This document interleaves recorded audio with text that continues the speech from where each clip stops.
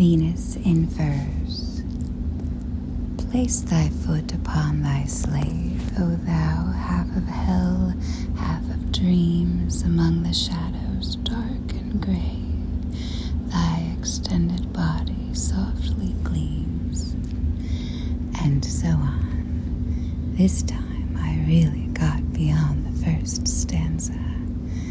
At her request, I gave her the poem in the evening, keeping no copy. And now, as I am writing this down in my diary, I can only remember the first stanza. I am filled with a very curious sensation. I don't believe that I am in love with Wanda.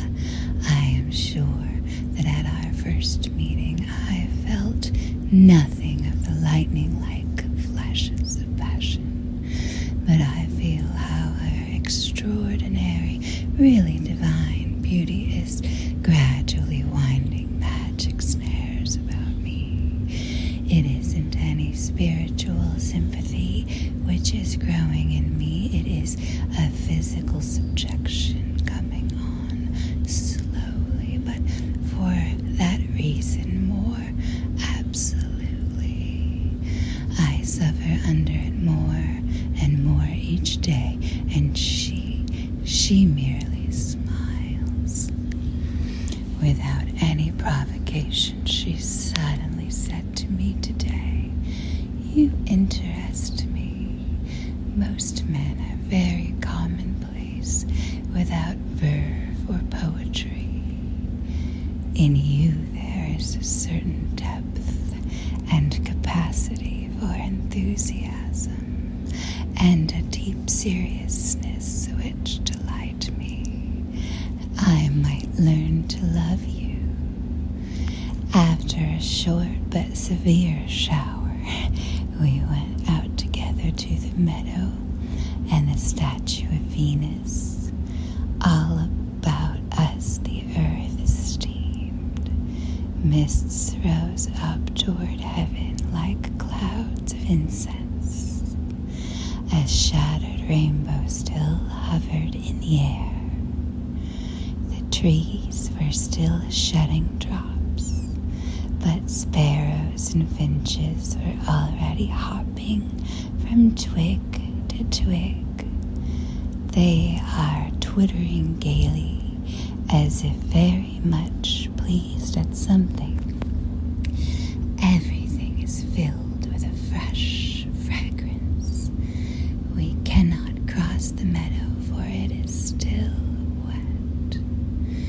In the sunlight, it looks like a small pool, and the goddess of love seems to rise from the undulations of its mirror-like surface. About her head, swarm of gnats is dancing, which, illuminated by the sun, seem to hover above her like an oriole.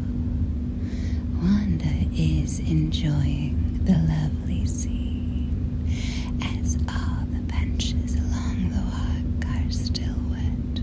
She supports herself on my arm to rest a while. A soft weariness permeates her whole being. Her eyes are half closed. I feel the touch of her breath on my cheek. How I managed to get up courage enough, I really don't know, but I took hold of her hand, asking, "Could you love me?" "Why not?" she replied, letting her calm, clear look rest upon me, but not for long. A moment later, I am kneeling before her, pressing my burning face against the fragrant muslin of her gown. "But Severin, this isn't right," she cried. But I take hold of her little foot and press my lips against it. "You are getting worse and worse," she cried. she tore herself free and fled rapidly toward the house, the while her adorable slipper remained in my hand. Is it an omen?